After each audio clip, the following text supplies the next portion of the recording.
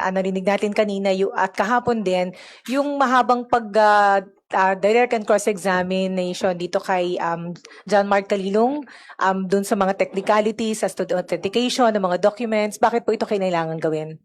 Kinakailangan po yun dahil ito po ay mga formalities of the law at nakasaad po kasi sa ating rules of court na supportorily applicable po kung paano po gagawin yon, paano gagampanan po yun ng isang abogado. Kaya yung pagtatanong po ay step by step, kailangan pong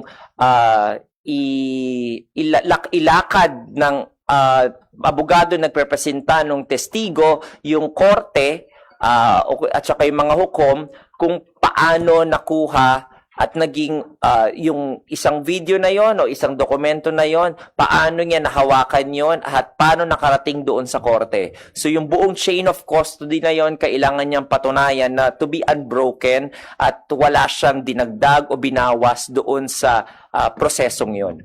So yun, tama ka po.